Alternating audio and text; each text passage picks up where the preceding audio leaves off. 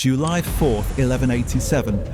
In the scorching desert heat near the Sea of Galilee, the most powerful Crusader army ever assembled was about to be completely annihilated.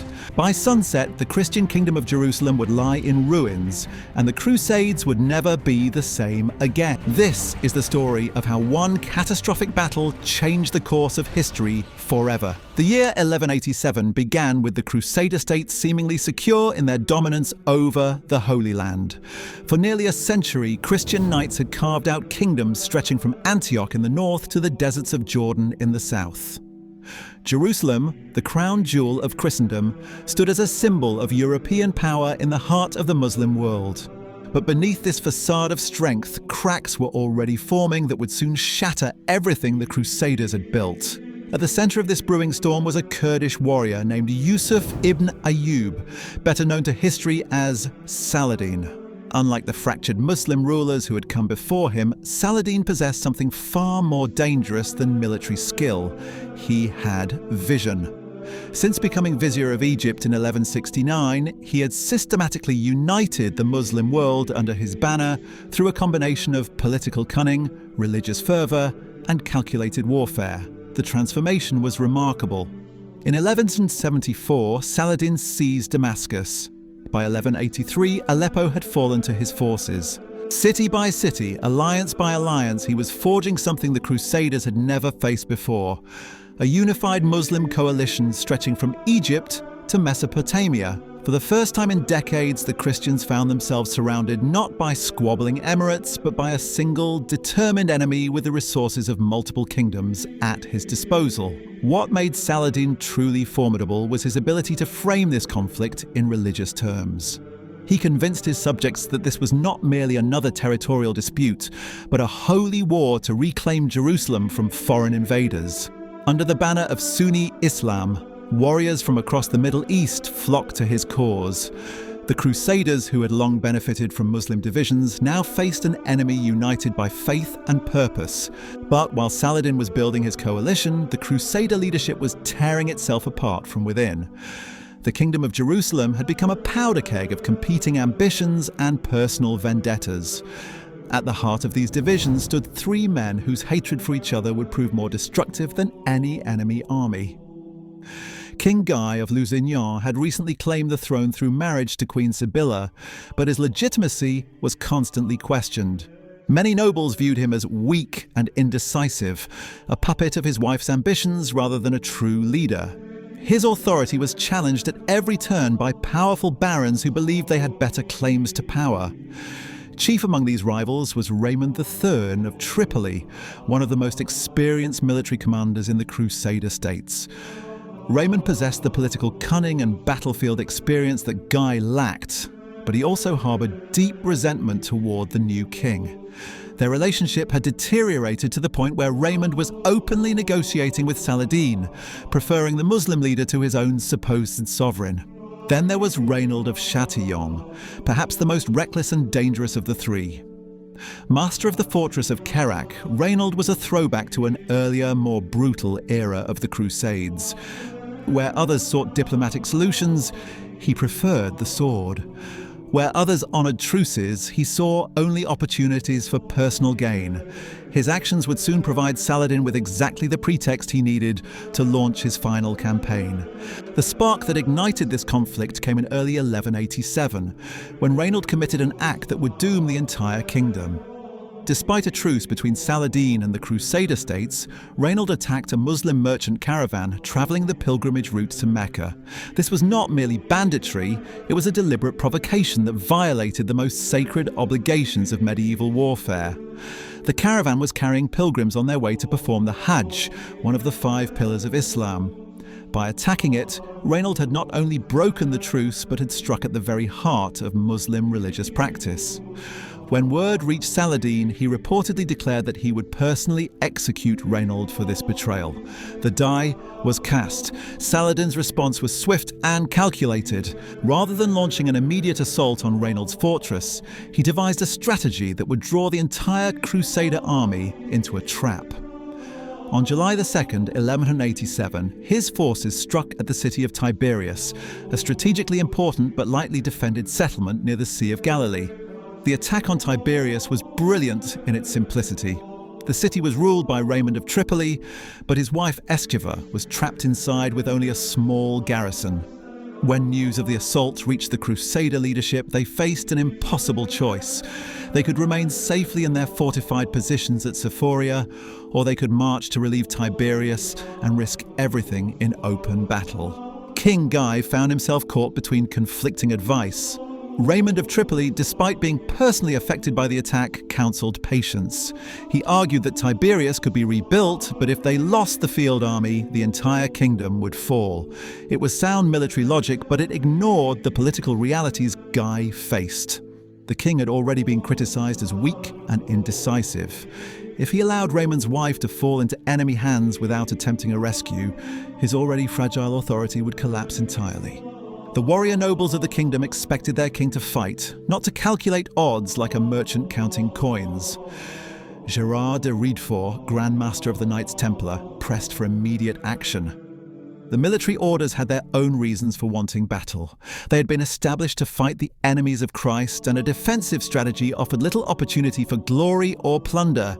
Their voices carried enormous weight in a kingdom where religious and military authority were inseparable. Under this pressure, Guy made the fateful decision to march. On July 3rd, 1187, the largest Crusader army ever assembled began its advance toward Tiberias. It was a force that represented the complete military might of the Christian kingdom. Nearly every able-bodied knight from Jerusalem to Antioch had been called to arms. Additional mercenaries had been hired using the annual tribute sent by King Henry II of England for the defence of the Holy Land. The numbers were impressive. Over 16,000 men, including around 1,300 mounted knights and 15,000 infantry. It was a massive army by medieval standards, larger than many that had conquered entire kingdoms. But it was also the kingdom's final gamble. In assembling this force, the Crusaders had stripped their castles and cities of their garrisons. If this army was destroyed, there would be nothing left to defend the realm. As the great host began its march across the rocky terrain of Galilee, few could have imagined they were walking into the most carefully prepared trap in medieval military history. Saladin had spent months positioning his forces, controlling water sources, and studying the routes the Crusaders would be forced to take. Every step of their advance had been anticipated and planned for. The march quickly turned into a nightmare of heat, thirst, and constant harassment. The July sun beat down mercilessly on knights encased in heavy mail and plate armour. The rocky terrain made formation difficult to maintain, while Muslim light cavalry struck at the flanks and rear, loosing clouds of arrows before disappearing into the hills. By nightfall on July 3rd, the situation had become desperate. The Crusader army found itself trapped on a barren plateau between two rocky hills known as the Horns of Hattin. Below them lay the Sea of Galilee, its waters tantalizingly close yet completely unreachable. Saladin's forces had positioned themselves between the Christians and every possible water source, creating a siege without walls. The Muslim commander had orchestrated this moment with surgical precision. His troops were well supplied, regularly rotated, and fighting on familiar ground. Meanwhile, the flower of Christian knighthood sat parched and exhausted, their horses dying beneath them, their armour becoming furnaces in the desert heat. It was psychological warfare at its most brutal, and it was working perfectly. As dawn broke on July 4th, 1187, Saladin ordered his men to set fire to the dry grass surrounding the Christian camp. Thick, choking smoke billowed across the plateau, blinding the already demoralized Crusaders and adding suffocating heat to their misery. The symbolism was unmistakable. This was not merely a battle, it was a purification by fire. What followed was less a military engagement than a systematic destruction. Saladin's mounted archers, supplied with 400 loads of fresh arrows brought up during the night, unleashed volley after volley into the packed Christian ranks. The Crusaders, trained for close combat, found themselves helpless against this rain of death from a distance. Count Raymond of Tripoli, recognizing the hopelessness of their situation, attempted two desperate cavalry charges to break through to the waters of Lake Tiberias. Both failed catastrophically. In a final act of self-preservation, Raymond and his remaining knights abandoned the field entirely, leaving King Guy's forces completely isolated. The collapse was swift and total. The Christian infantry, driven mad by thirst and terror, broke ranks and fled en masse to the rocky outcrops of the horns themselves. There they huddled like sheep, taking no further part in the battle, while their noble commanders faced annihilation below.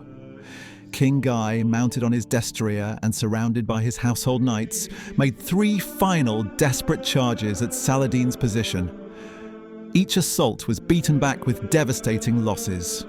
The cream of Christian nobility fell in those moments, their heavy cavalry tactics useless against the mobile warfare of their enemies. When the last charge faltered, the battle was over. Of the 16,000 men who had marched from Sephoria, barely 200 knights escaped with their lives. The rest lay dead on the field or knelt in chains before their captors. Among the prizes taken was a fragment of the true cross, carried into battle by the Bishop of Acre and now lost forever to Christendom. Saladin's treatment of the prisoners revealed both his political wisdom and his personal vendettas. King Guy and most of the Christian lords were spared, too valuable as hostages and too useful for future negotiations. But when Raynald of Châtillon was brought before him, Saladin personally drew his sword and struck off the head of the man who had broken the sacred truce. It was justice, medieval style, swift and final. The military orders fared far worse. Nearly every captured Templar and Hospitaller was executed on Saladin's orders. These warrior monks, sworn to perpetual war against Islam, represented everything he sought to eliminate from the Holy Land. Only Gerard de Riedfort, Grand Master of the Templars, was spared, perhaps kept alive as a symbol of Christian defeat.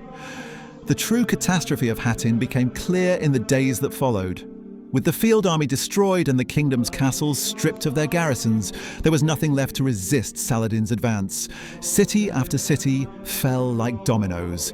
Acre, Nablus, Jaffa, Sidon, Beirut, Ascalon. Each surrender brought Saladin closer to his ultimate prize. On October 2nd, 1187, barely 3 months after Hattin, the gates of Jerusalem opened to Muslim forces. The city that had been the heart of the Crusader enterprise for 88 years was lost in a single campaign. Saladin's magnanimous treatment of the Christian population, allowing those who could pay ransom to leave safely, only highlighted the completeness of his victory. The psychological impact on Christian Europe was devastating. When news of the disaster reached Rome, Pope Urban III reportedly died of shock upon hearing the report. The Third Crusade that followed, despite being led by 3 of Europe's most powerful monarchs, could only partially restore Christian fortunes in the East. Richard the Lionheart's brilliant tactical victories at Arsuf and elsewhere proved that individual battles could still be won.